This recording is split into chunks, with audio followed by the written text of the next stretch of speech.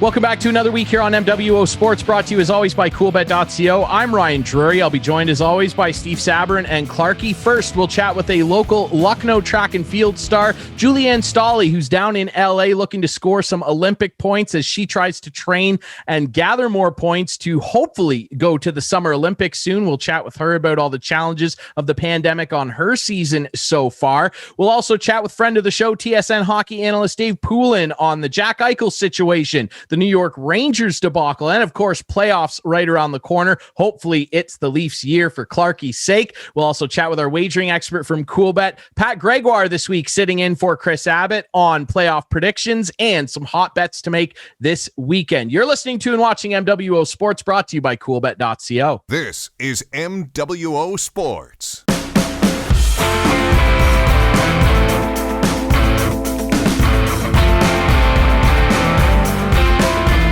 Back to another week here on MWO Sports. Ryan Drury alongside Steve Sabourin and Clarke as always, and we're very pleased to be joined by a special guest from the area, track and field star Julie-Anne Staehli from Lucknow. How are you, Julie-Anne? I'm doing well. Thank you for having me on. This is exciting. It is exciting, and you're doing exciting things, and we're very stoked to talk about it. Now, you're in California right now, correct? I am. I'm in Los Angeles, yeah. Oh, LA, big time. That's nice. Now you're down there. You recently competed in a pretty incredible event down there, a USA track and field event. Tell us, first of all, a little bit about yourself, how you got into track and field, and the event that you just participated in and did pretty well in. Yeah, so I guess I'll start with getting into running, I guess, specifically, but I just throughout school, I played all sports growing up, but running was always kind of the thing I was best at. And then kind of going into high school, I started to focus a little bit more, I guess, on cross country and track. And then once I started at university, I went to Queens, and that's when it sort of took off. So ever since then, it's been almost coming up 10 years. I started in 2012 in Kingston. So it's been sort of a steady progression since then. And luckily, just the season has been coming together in the midst of everything that's going on. But I'm just super grateful to have these opportunities. And it's been really competitive and at times stressful to kind of navigate everything with the pandemic. But I don't take these opportunities kind of for granted. But so it's been great. And just being able to come out to California, the UCATF Golden Games is a pretty high caliber meet. It's gold label, so there's a lot of points for competing at these kind of major competitions. So I was just really lucky to be able to get in, and it worked out pretty well. Julie-Anne, take us through a typical week. Like, what's your training schedule like? Like, what does it take for a top-notch athlete to train and to get ready for big events? Yeah, it's just been consistently working away. It's been years that I've been kind of putting in the work, but I think it just all of a sudden just sort of the pieces fit together, and it really just that outcome is just years kind of in the making, I think. But typically I'm running between 110 to 120 kilometer weeks in races. Usually it comes down a little bit, but I would say nowhere really past 130. I've come down in mileage actually since I finished at university. And I think I really focus more on the quality than the quantity in terms of training. And I think that's really benefited me, at least. So I get more out of intensity in terms of workouts, which typically are Tuesday, Friday. So more of like a tempo threshold session on Tuesdays. Friday is usually something speedy on the track. And then Sunday is typically a long run. So anywhere between 18 to 22 kilometers or so. So that's kind of the running portion of it. And then I do weight room strength training 3 times a week with that as well, which has been great in terms of injury prevention and just being more robust. So. And is that why you went to LA? Just the weather? Just it's better to train, easier to train getting outside? So I'm here mostly just for racing right now. So it was just because of the opportunity that came up. So I will be here coming up this weekend as well. I have another race in Irvine at the Sound Running track meet on Saturday. And that will be kind of my last 5,000 for sort of this kind of training block. And then I'll take some downtime. And then I'm just in the midst of trying to figure out if it makes most sense to come home, do a quarantine, and be back in Ontario. But I'm just waiting to hear whether or not our national trials, Olympic trials, will be happening in Montreal in June. If those are canceled, then it maybe makes most sense to actually stay here. There's a Olympic training set up here in San Diego. So with the race that you ran most recently and reaching that Olympic standard time, which is fantastic, I believe just over 15 minutes to run that 5,000 meters, which was almost as fast as Ryan Drury. With that Olympic standard, Julie-Anne, what does that mean for you and the Olympics and competing internationally? Yeah, so to keep it as simple as possible, but for such an objective sport, it's actually, there's a lot of kind of pieces that come together in order to qualify. So every performance, every time that you run gets converted into points. So essentially running at big meets and placing high and running fast is what gives you most points. And for each event, you need at least 3 performances in that discipline, 5,000 meter. So those 3 performances get averaged out into a score, which is sort of arbitrary in terms of those points. But then you get ranked. So in Canada, we'll take 3 per event. So you just want to make sure you're in that top 3 in terms of positioning. So until June 30th is when that qualification period ends. We might have a trials happening in before then, and whoever wins the trials goes. So that's auto spot there. But right now, we're not sure if it's just going to come down to season performances. So you want to put yourself in the best possible position leading up until there. But currently, I'm ranked number 1. So just having that performance, and you definitely can't be complacent. I'm going to be running another time just to really try and kind of solidify that. But it's exciting, and no matter what happens, I'm so grateful to have the opportunity. And at this point, it's exciting, and just being able to run as fast as I've ever run is just, it's been really fun. It is extremely exciting, and there's nothing better than being number 1, that's for sure. We're chatting with Lucknow native Julie-Anne Staehli, who is, of course, a track and field long-distance runner. And you mentioned that you ran at Queen's. You're a 5-time All-Canadian. I know you competed at the World University Games as well, with a number of different podium finishes in a lot of the events you ran. But I know that you're also involved in coaching in the sport now as well. How did that come about, and what inspired you to get involved with that side of it?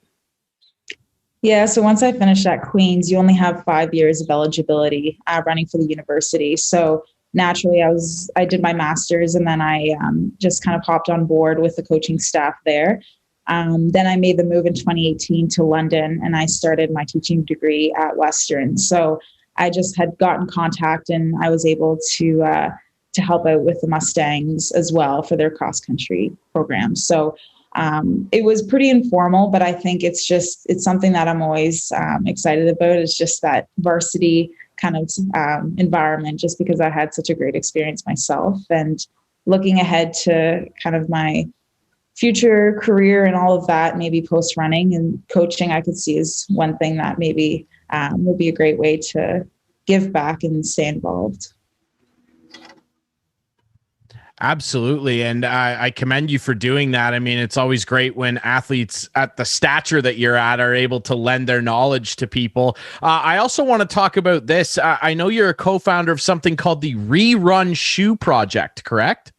Yes. Yeah. Tell us a little bit about this. What's it all about? Yeah, so sort of my side hustle, but back in 2016, a good friend of mine and myself, we started this project, and essentially just a nonprofit organization.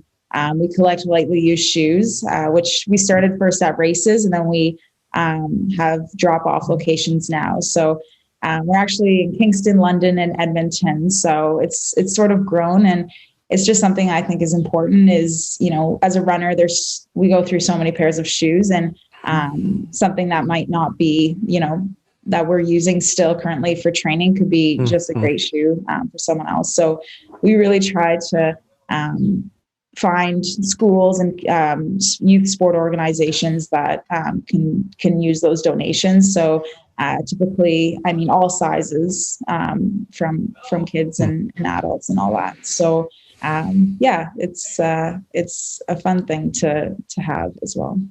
Julie-Anne, how many pairs of shoes would you go through? And I imagine they're New Balance shoes. Is that right? Yeah, that's right. Yeah. How many would you go through?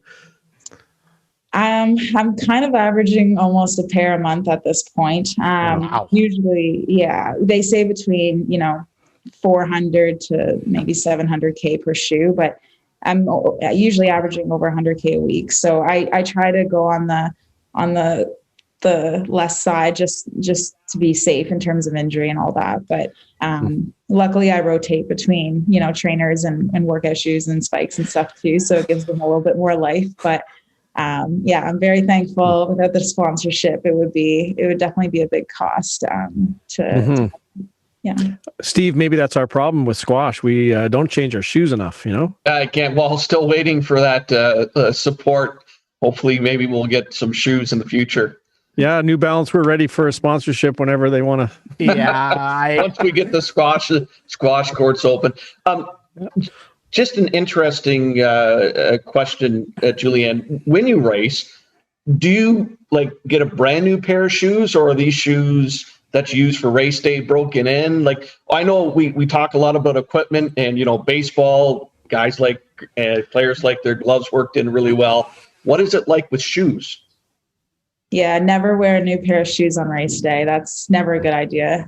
Track, you probably would get away with it because spikes are pretty minimalist. So you're not so worried about breaking them in. But typically, I don't work out in spikes often, only if I'm doing kind of a top end speed session. So the spikes that I have for races, it's a carbon plated, it's just a lightweight, it's like 800 grams or something like that. But just a super lightweight shoe. And luckily New Balance, they're not released yet, but they've kind of come up with one of the best long distance kind of 3 to 5K plated spikes. So that's what I wear. And usually I would say you probably get a good season out of them. But I guess leading up to big races, it's kind of fun to have a fresh pair. And it's nice to have kind of clean white shoes when you step on the line. Absolutely. Well, it shows you how much I run. I have shoes that are 10 years old and there's no holes in them. So Julie-Anne Staehli from Lucknow. Hey, we really appreciate you doing this. Congratulations on all the progress you've made so far this season. Really hopeful that you're able to come back and those Olympic trials in Montreal go. I guess we'll see what the next couple weeks hold up here in Canada, but enjoy the LA sunshine. And we really, really appreciate you doing this, Julie-Anne. Thank you so much and best of luck. Thank you. Thank you for having me. All right, guys, we'll take a quick break here on MWO Sports. When we come back, NHL playoffs, they start this weekend. My Caps are taking on the Bruins. We will talk with our NHL insider, Dave Poulin from TSN, when we come back here on MWO Sports. Brought to you by coolbet.co. This is MWO Sports.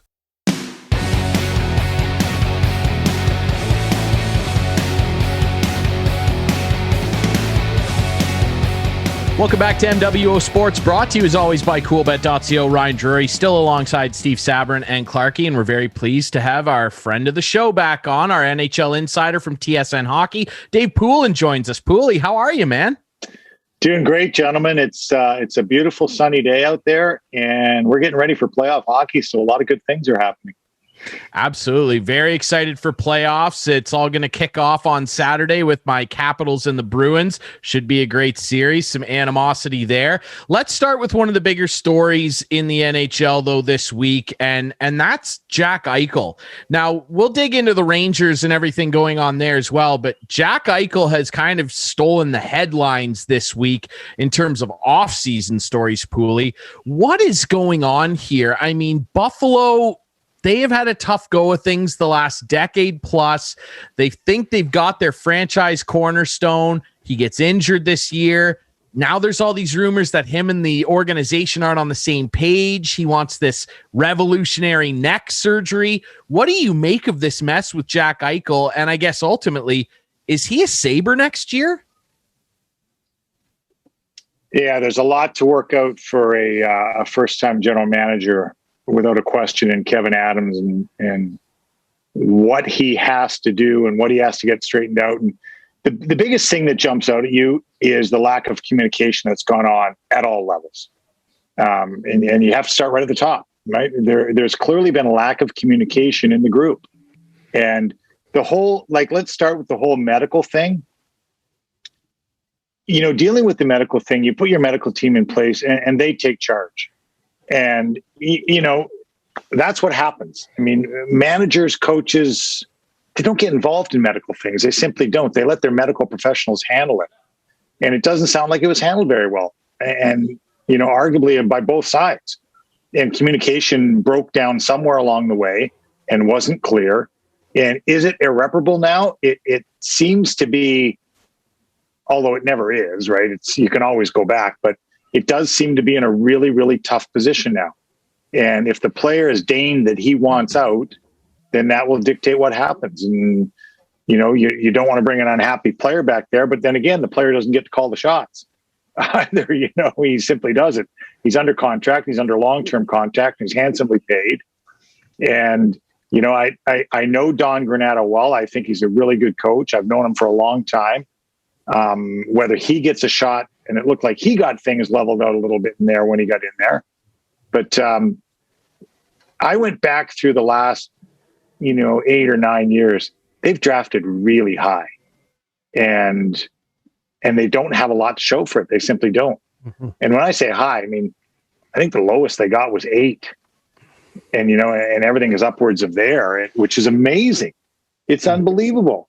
And think about it, and you think, well, they're getting things worked out and they're going in the right direction. And if you're Jack Eichel and you're taking number 2, and then you watch the players taken around you and the players taken in subsequent years, and the ones that were taken just north of the border, at number 4 and number 1 in subsequent years, and then you watch what happens with the Leafs and where the Leafs are now, and you could argue that the Sabres were ahead of them at some point in this last 6 or 7 years, and they're light years behind them now.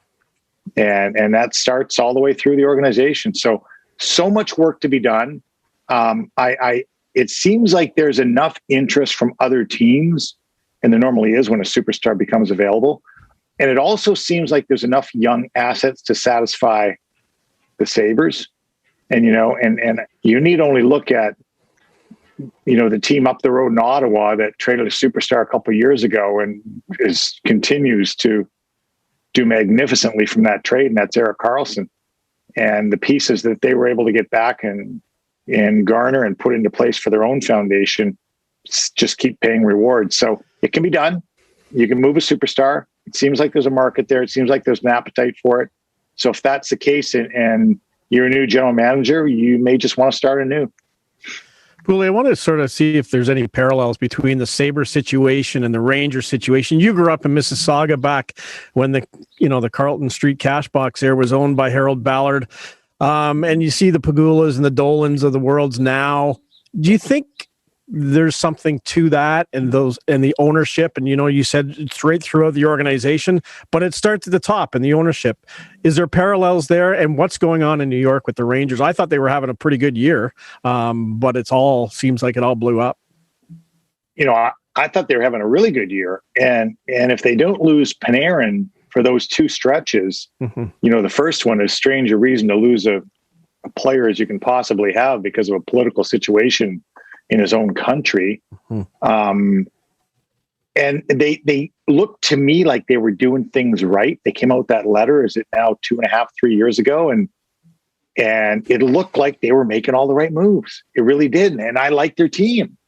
And maybe they got ahead of themselves a little bit, but how close they were. I mean, if you're in New York and you don't like what's going on with your team, how's Philly feeling about their team? They're behind them. So that one really surprised me in New York. It really surprised me. And, you know, the challenge, the dismissal of John Davidson and Jeff Gorton, two pretty good hockey guys who seemingly were doing a very good job, to put an inexperienced person in both places. It's going to be, it'll be one to watch for sure. And they could be involved in the Eichel sweepstakes for sure.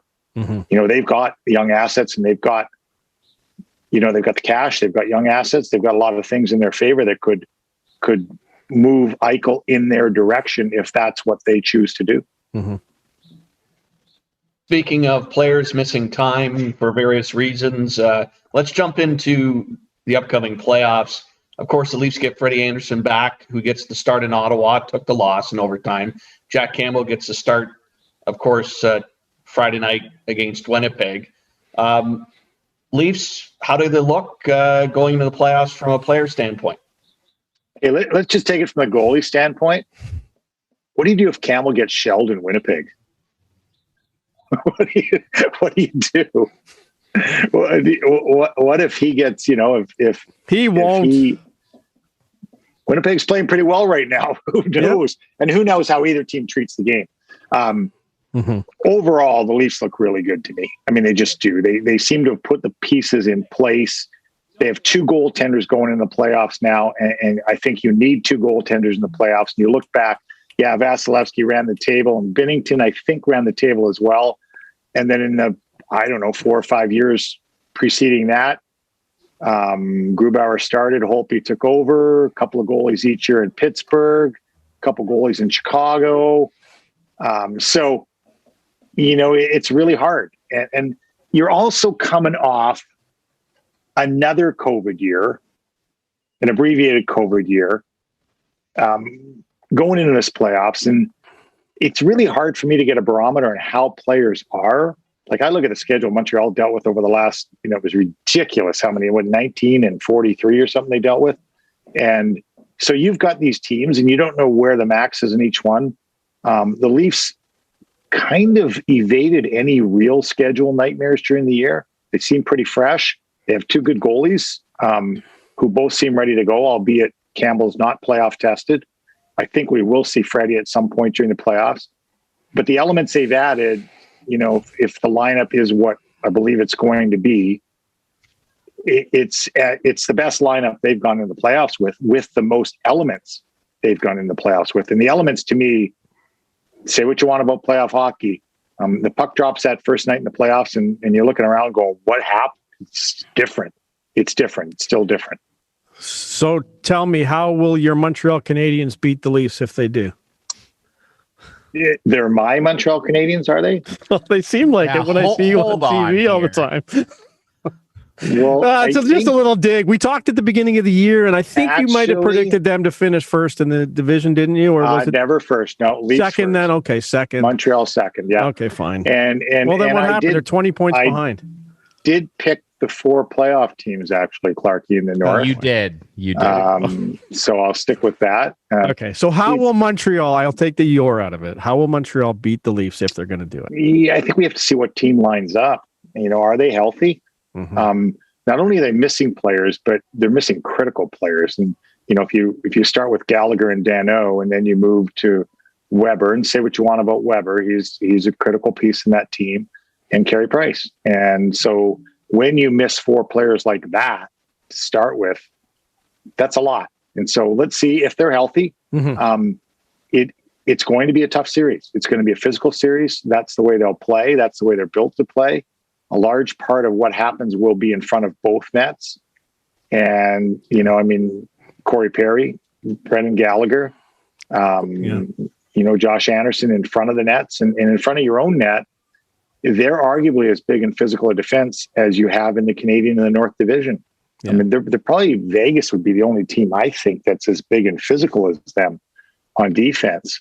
And, so can they make a team pay the price? They went and doubled down on sort of what they had last year by getting Sherrod and Romanov plays a robust game. And so, it could be a physical series, but the Leafs are so much better suited for that right now. They just are. Yeah. Foligno and Thornton. yeah, he's 41 years old, but that's a big body. Mm-hmm. And, and 3 weeks ago, guys, when Galchenyuk was on a terrific roll, I thought the playoffs would start with Galchenyuk on the second line, rather, with Tavares and Nylander, and Foligno on the third line with Kerfoot and Mikheyev. And that's the way I thought it would line up. And now Foligno will be up, and that's adjusted out with Riley Nash coming in the lineup. So it looks like Galchenyuk will be the odd man out to start the playoffs, and Thornton will be in. I thought Thornton would start, if you asked me 3 to 4 weeks ago, I thought Thornton would have started as the 13th forward and would play a lot in the playoffs. And you are the color commentator for the Habs. So that was sort of my... Yeah, and I'm the broadcast panelist for the Leafs. So in one of the hosts of Leafs Plug. So I know. And boy, did my phone blow up when you were talking about the Hyman injury, but that's besides the point. That we don't have to get into that now. Who does this guy think he is? I kept getting texts. Pooley, we know this. We know this. I said Adler was not a dirty player. I didn't say it was a dirty play. I said Alex Adler was not a dirty player. Okay, good. And when you get caught in those, and he's not a dirty player, and when you get caught in those on Twitter, it starts with the Leaf fans roasting you, then the Canucks fans stick up, and then they're in a battle, and you just sit back and watch. It's got nothing to do with you. We know Twitter gets fun at that point. Yeah, Twitter's just a great barometer for society, isn't it? Yeah. Terrific. And Pooley, we know Clarke likes to drop his own narrative for things, so we'll just sneak by that. I don't want to be negative Nancy here, Clarke. I'm sorry, but I have to ask Pooley this. And it seems like we ask our hockey experts this every year on the show the last few years. Pooley, you played in the league. You played for a long time. You're a captain of a team. Like, you know this game inside and out better than any of us do. And you know what winning's all about. You know what losing's all about. If the Leafs, and I think we're all on the same page where they're my favorite to come out of the North in the playoffs. If they don't, God forbid it's in the first round against Montreal, we're going to have to call the ambulance for Clarke. But even if it's in the second round, are we going to see a similar type of managerial bloodletting like we just saw in New York? Is it just Dubas?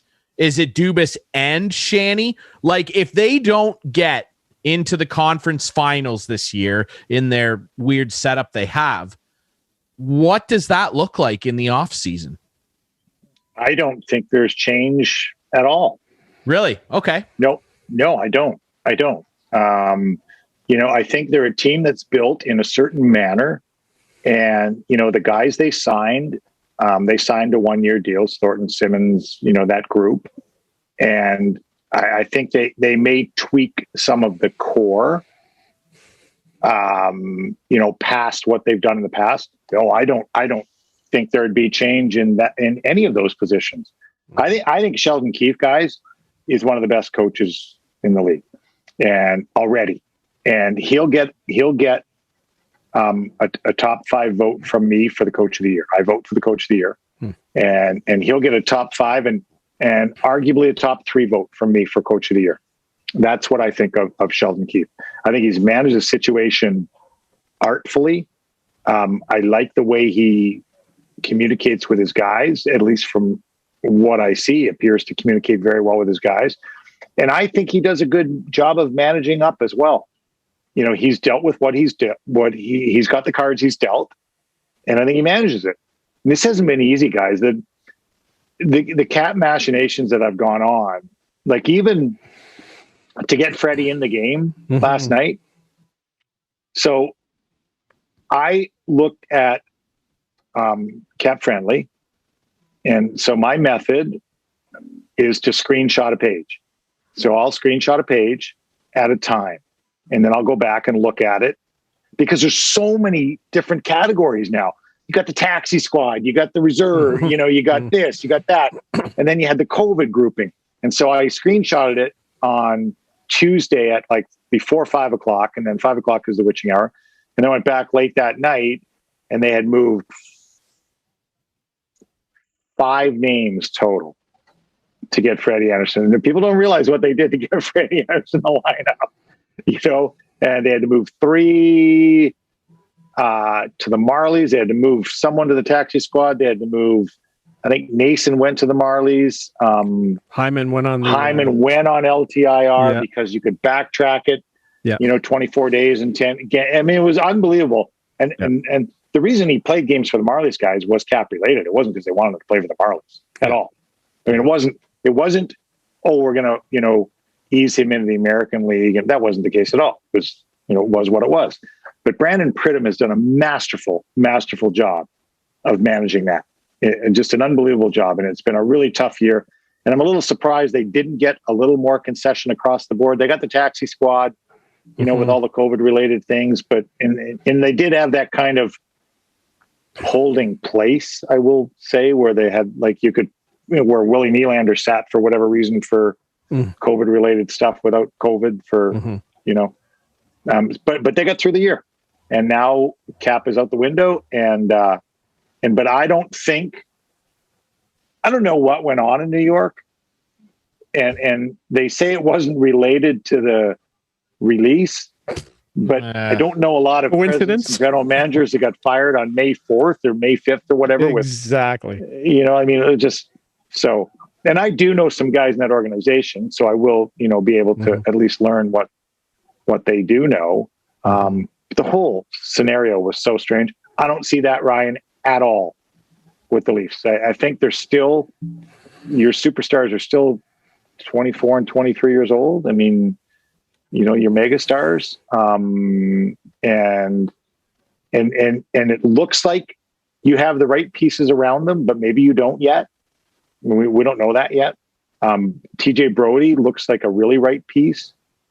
They've got more to Justin Holl than I can possibly imagine. Zach Bogosian had a great year, guys. Yeah. Like, he wasn't a regular, like, first of all, he didn't go to Tampa until the trade deadline.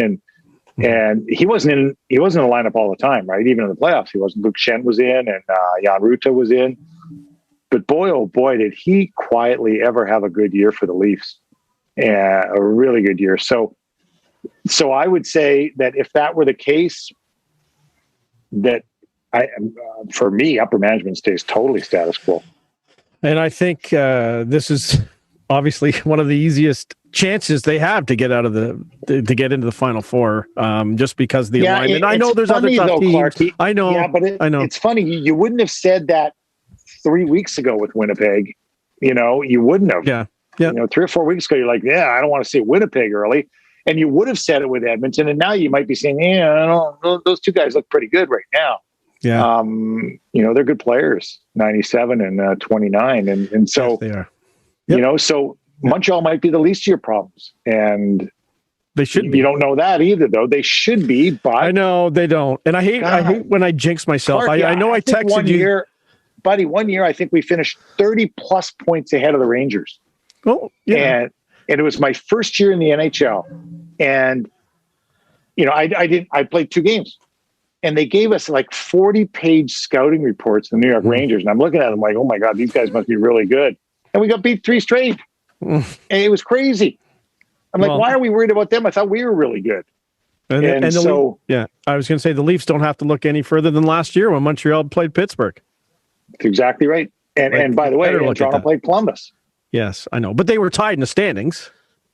Montreal was way behind Pittsburgh. So I know, but I'm saying they were nowhere near the team. Yeah, no, for sure. Hey, we're going to see some good hockey in the other series. What do you think is going to be like one of the toughest series? Like, I know Washington and Boston should be a bloodbath, but I'm looking at that Tampa, Florida series too. That should be fun to watch. Ooh. Yeah. Tampa, Florida is going to be really fun to watch. Really fun. Really well coached, deep. Doesn't Florida play about 9 different goalies? I haven't been called yet, so I don't know. Like Spencer Knight, that kid is gonna be good. He's one of my favorite young goalies. As I watch, when I'm doing the off tube for the U18s and the 17s and stuff, he's been one of my favorite kids to watch. And then Dreger's, he's played great for them. And Bobrovsky is capable of doing whatever. I still like Tampa in that series. I wouldn't want to play the St. Louis Blues right now. Yeah. I wouldn't want to play St. Louis. They eerily look like they did a couple years ago to me. Now they're healthy, and and the problem is when you go through a year, if you're playing a team like St. Louis, they got low mileage on a couple of their key guys. Like Tarasenko's odometer is pretty low, and they got low mileage, and they've won, and they've won recently, and so as good as I think Colorado and Vegas are, and I think Vegas does come out of that. The team. There's two teams that I would argue that people outside of their divisions know nothing about: Minnesota and Carolina. Yeah. Yeah. I know about Minnesota because in the TSN fantasy pool, I picked Kaprizov. Oh, good for you. And nobody, you had to have one rookie. And of course, the guys were like laughing at me, like, why didn't you take Stützle or Lafreniere? And I said, we'll be fine. I'll be fine with Kaprizov. And there you go. And, but do you really know much about Minnesota? And you don't. I don't. Very, very well coached. Dean Evason's done a great job. And Carolina, we knew was going to be good, but we really don't. We don't know a lot about them. Mm-hmm. So I think it's really going to be fun to watch all the way across the board. It's going to be, and it's just so funny because you can, if you said to most people, think of what we've been through in the pandemic, right? Think of all the battles we've been through and said, guys, you can change everything in 2 weeks. If you have 2 great weeks, you can change the last 6 months. Ooh, that's pretty tempting. Can you be at your best for 2 weeks and change the whole narrative? Like Montreal goes in last summer thinking they had a pretty good year. They had a terrible year. But they beat Pittsburgh and they pushed Philly to the max. And all of a sudden, everything was looking up in Montreal. And guys, it's easier to go to the bank. It's easier to go to the dry cleaners in the summer. Like all those things are way easier. And you won a playoff series or two. Especially if you're Montreal and you beat the Leafs or the Leafs beat Montreal. Oh, absolutely. Like the Leafs better not lose this series. This better be the one first round that they win. I'm telling you right now. Clarke might not make it. Go ahead, Steve. Yeah, it's also going to be interesting too once you get past the division playoffs and you get down to the Final Four, because then you have matches where the teams haven't seen each other this year at all. And that's a completely different dynamic. And so, how do you prepare as a team for teams that you've never seen before?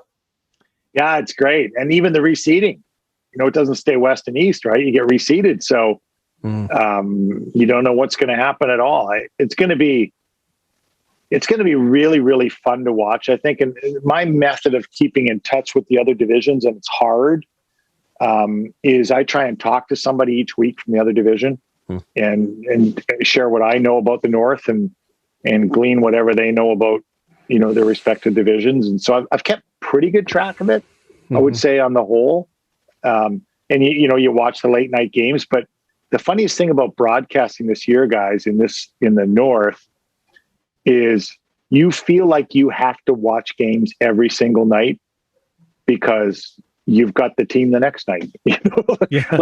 Oh, Edmonton's playing Toronto. Well, I've got Montreal and Ottawa, but Edmonton's going to Montreal. It's like, holy smokes. The team's inside out, but you feel like so I've watched within the division more than I ever have. And like the Leafs' last 2 games, the loss in Ottawa in overtime, and then Friday's game, they're big games because the Leafs can vault over Pittsburgh and I think Florida in the standings, which could be big, right? Right. And so you're thinking, okay, what's home ice in the North? Well, it doesn't mean anything, but we don't know what it is anywhere. Right. Because within when you play that team in 5 weeks or 6 weeks, their building could be full. Right. Yeah. Exactly. So they're very significant. That Ottawa guys, that they're going to be a handful.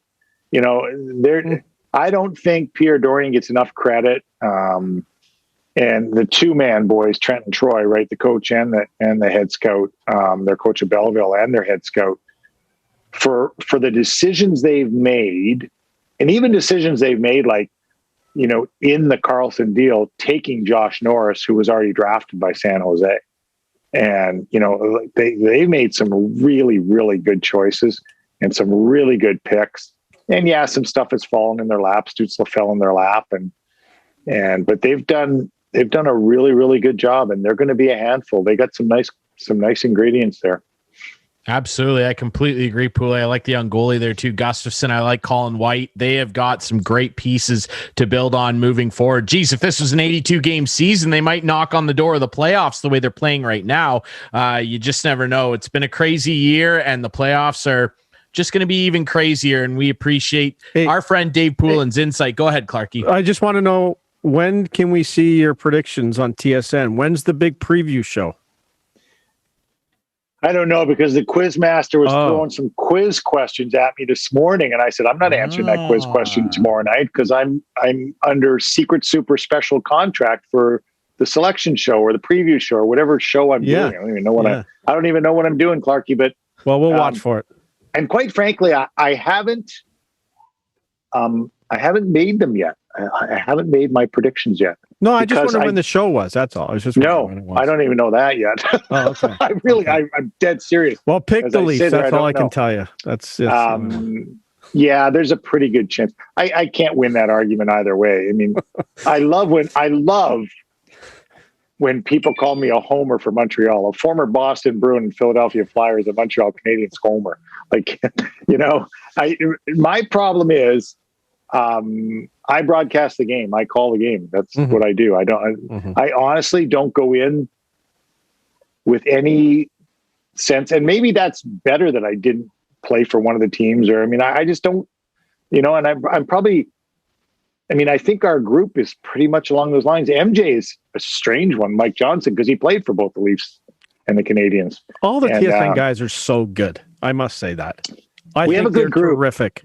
We have a good group. We do. I'm really, I'm flattered to be a part of it, because it's a really good group. We have a lot of fun. I wish we could see each other more. We just don't get to hang out, because we're always crossing paths, going opposite ways. And you'd laugh, Clarke, at a lot of times when we're in the studio and we've got our group and we're prepping for the intermission, and I'll say something, and 3 seconds later Ray says it. And we laugh about it all the time, right? The producer will look at me and go, are we mic'd in here? Or like, but we do have a good group, and we're all different. We do share information well, but we all prep a little bit differently, and we present differently. And I think that's the good flavor of it. We've all got different backgrounds. Like Ray Ferraro and I could not be any more different as people. He grew up in the West, I'm in the East. He was a major junior player.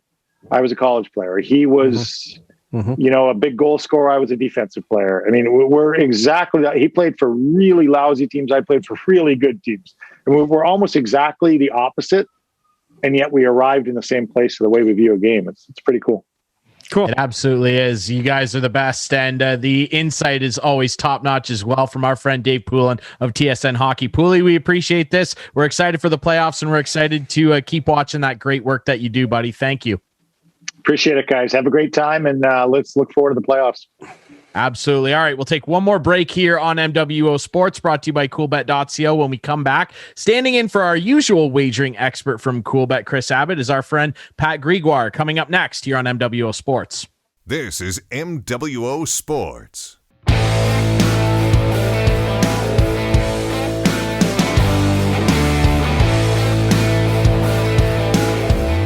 Welcome back to wrap things up here on MWO Sports, brought to you by CoolBet.co. Ryan Drury, Steve Sabourin, and Clarke. And in the absence of our usual wagering expert from CoolBet, we're pleased to be joined by Pat Gregoire, who is going to join us from CoolBet as well. Pat, how are you, buddy? Doing great. Good to be here with you guys. And Chris right now, or I guess it was a little bit earlier today, was on the golf course, so I'm pretty jealous of him right now. Yeah, he's in Newfoundland, so everything goes out there. So very jealous. Yeah, absolutely. I almost wish you hadn't. When it goes off the cliff. I almost wish you hadn't told us that. Now I'm sad. Let's spark the mood here, though, with some playoff predictions getting underway Saturday. My Capitals and Bruins, they're going to be the first ones to kick off playoff season. I guess we'll start there. We'll go around the table here and give our quick Prediction on winner and games played. Pat, you're the guest. We'll start with you. Bruins or Caps? How many? All right. Well, now that I know you're a Capitals fan, seeing that hat, it might change my hit pick here. But no, I think the Capitals are going to win here in 7 games. I think it's going to be a great series. Yes, everyone's afraid of the big, bad Bruins, but this really isn't the same Bruins team that we're used to. I think it is going to be a good series. The Washington Capitals are starting to get healthy. I think this is going to be a battle, but I'll take the Caps at 7. I won't waste any time. I'm also going to take my Caps in 7. What a surprise, Clarke. I'm going to take the Caps in 6. I feel if it goes 7, Boston always wins game 7s. As a Leaf fan, that's what I see. But I still think the Caps will win, but in 6. Okay, Steve? Yeah, Caps in 6. Washington on a good roll. And again, the point about them getting healthy, I think they'll be overwhelming. Pittsburgh, New York Islanders. Pat, let's start with you again. Isles or Penguins? It's a tough one. This one really is tough for me, and the Islanders are a team that's perfectly built for the playoffs. They grind you, they wear you down, but at the end of the day, I have no way that I'm going to go against Sidney Crosby. This Pittsburgh team just seems like a team of destiny, so it's crazy to say, but I think I'm going to take the Pens in 6 here. All righty. I agree. I have the Pens in 6. I don't think that the Islanders can stack up with them offensively. I think that their young goalie has taken the reins in Jari, and Gino coming back. That's never good news. And if he's healthy, he can really push you over the line. He's that type of player. So I agree. Pens in 6. Clarke. Just a gut, but I think it's the Islanders. I think the Islanders will win in 6. Sorry, Brian Burke. Fair enough. Hey, Barry Trotz's a great coach. He might be the best coach in the league, so you never know. Steve? Yeah, the Trotz effect definitely going to come into play. He's been there before for sure. They're going to be hungry, but I'm going to go with the Pens in 7. I think Pittsburgh's going to shake off a little bit of playoff rust in the start and win it in the long stretch. There you have it. All right. Clarke, let's get right down to it. Maple Leafs, Canadiens, first time since 1979. You are the resident Leaf nut here, so I will let you make the pick first. I'm assuming you'll pick the Leafs?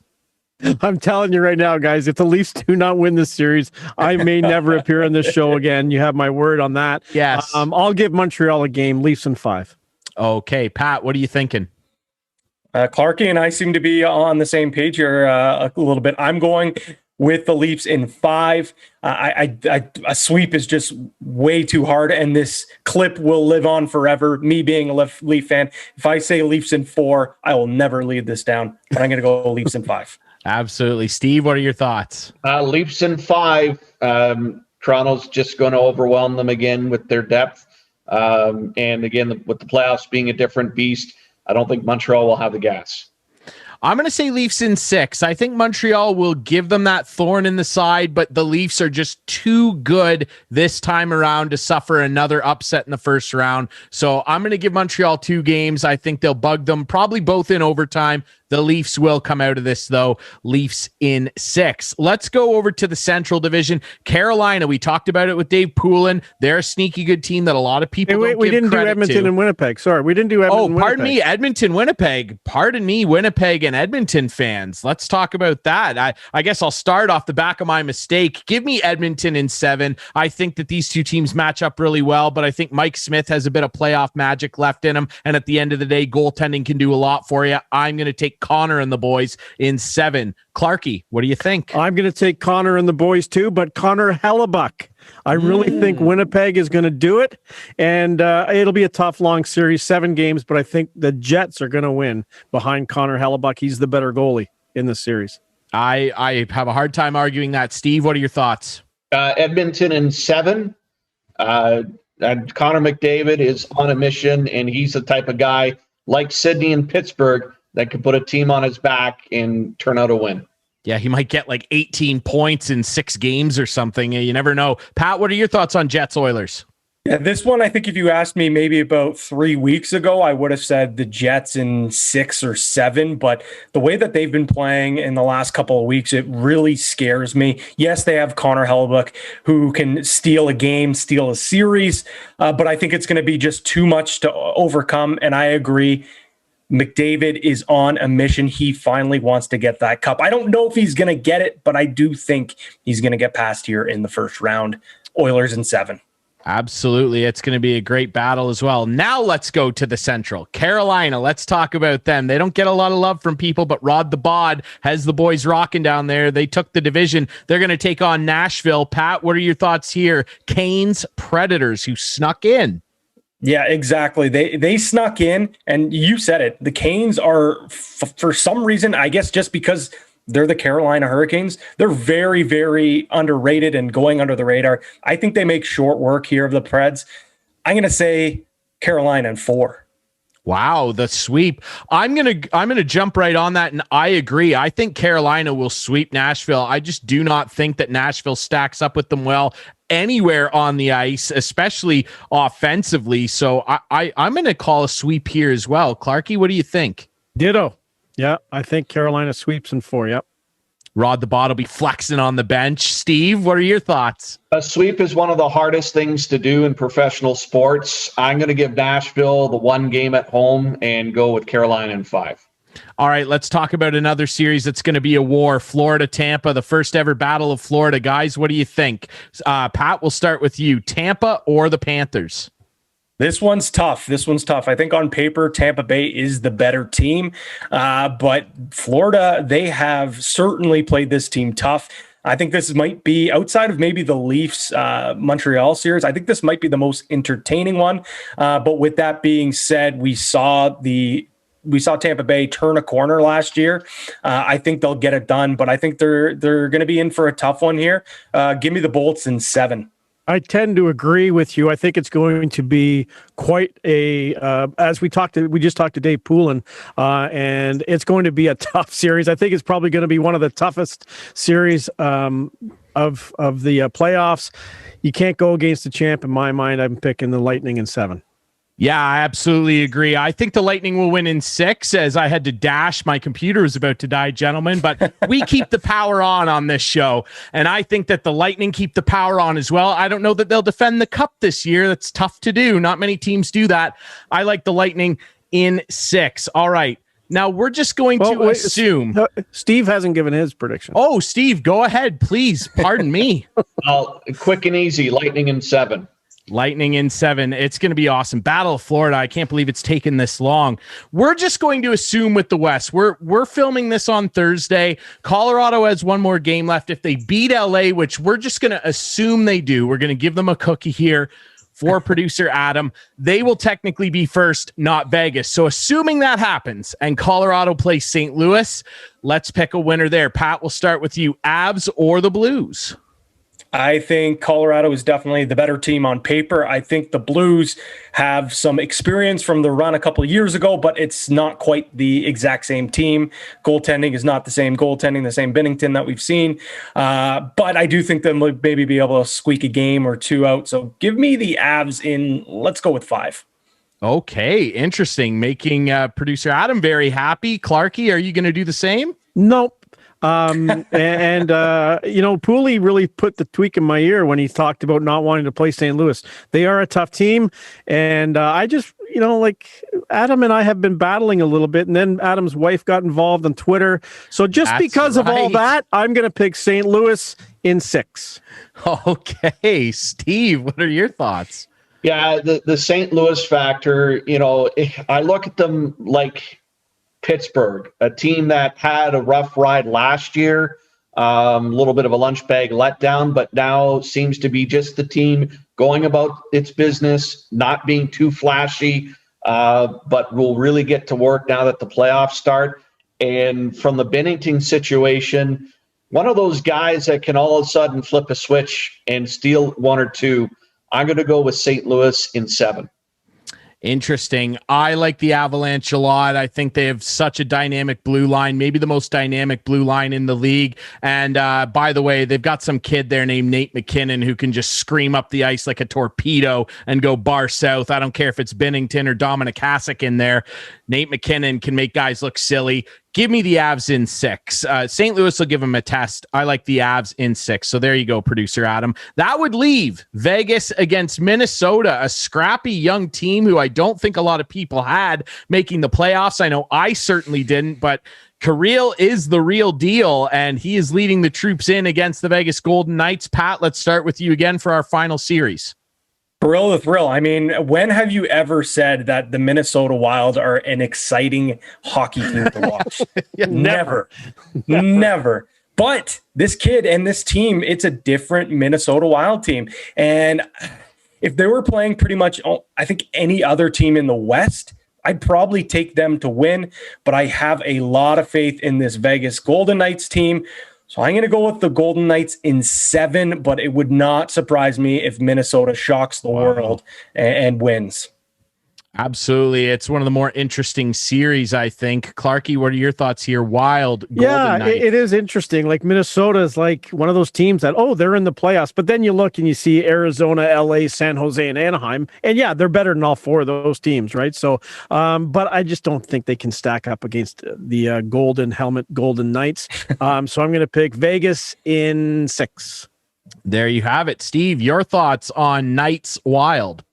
Marc-Andre Fleury is one of the great stories of the NHL this season. The list of accomplishments that he's been able to put together and climb up the list in all-time wins.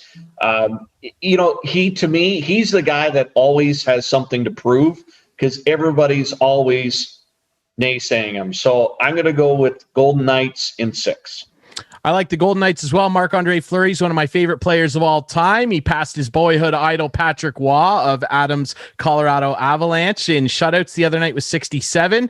Clarke, how about that number? 67, right? Some magic there. Thank you very much. I like the Golden Knights. I like the Golden Knights in 6. Sorry, Kirill. You'll have plenty of opportunities. All right, there's our predictions. Pat, real quick, you got any hot bets for people to get on to this weekend? You know what? Obviously, with some of the lines not out for the weekend playoff games, but one thing that is up right now is some of our playoff props, our head-to-head. So a couple that I do like, and I do apologize, even though I think the Caps are going to win, I do really, really like David Pastrnak over 5 points at plus 130. This is a guy that always, comes up in big games. He's averaging, I think it's 53 points in 42 career playoff games. If you just look at the numbers there, if you think it's going to be a deep series, if he's going to average about a point a game, well, there you go. If it goes 6 or 7, your bet cashes.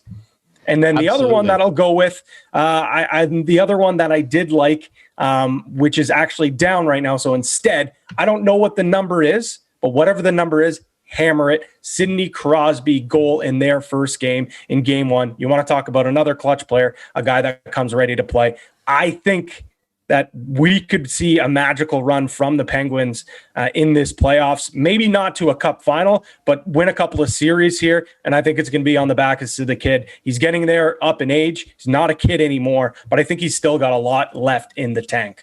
Absolutely. He gets it done. He's won a couple things here and there, I've heard. So, yeah, not a bad bet.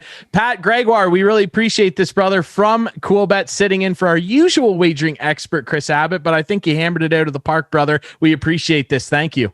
No problem. Thanks so much, guys.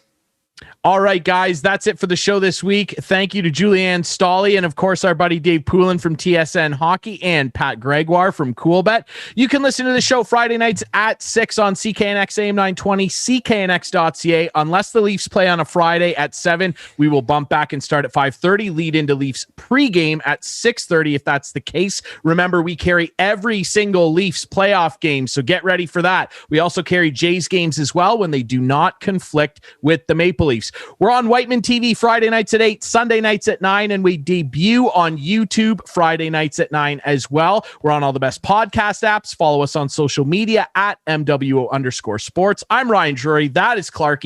That is Steve Sabourin. And for our wagering expert this week, Pat Gregoire, we appreciate you listening to and watching MWO Sports, brought to you by Coolbet.co.